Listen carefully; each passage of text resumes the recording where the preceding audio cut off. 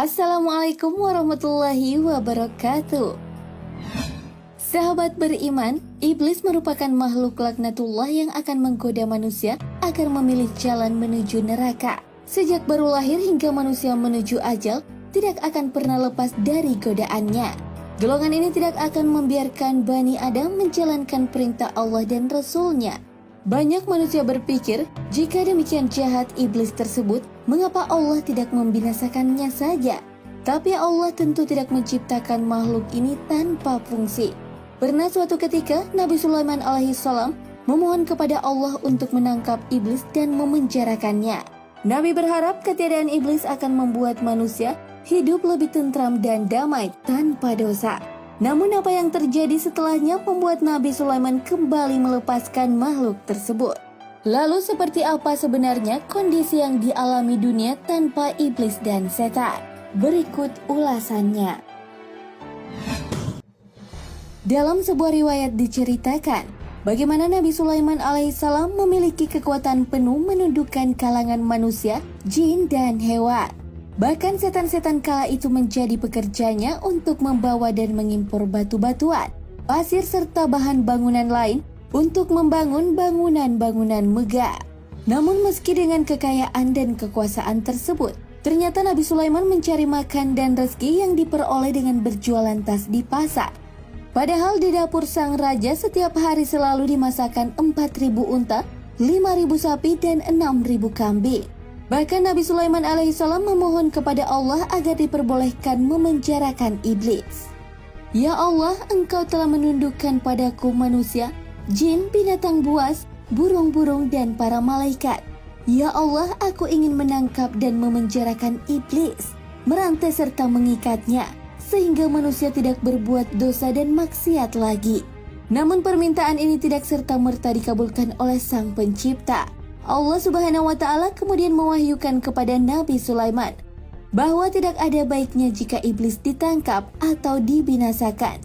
Wahai Sulaiman, tidak ada baiknya jika iblis ditangkap. Namun Nabi Sulaiman tetap memohon, Ya Allah, keberadaan makhluk terkutuk ini tidak ada kebaikan di dalamnya.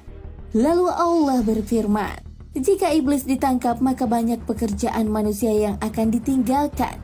Nabi Sulaiman berkata, Ya Allah, aku ingin menangkap makhluk terkutuk ini selama beberapa hari saja.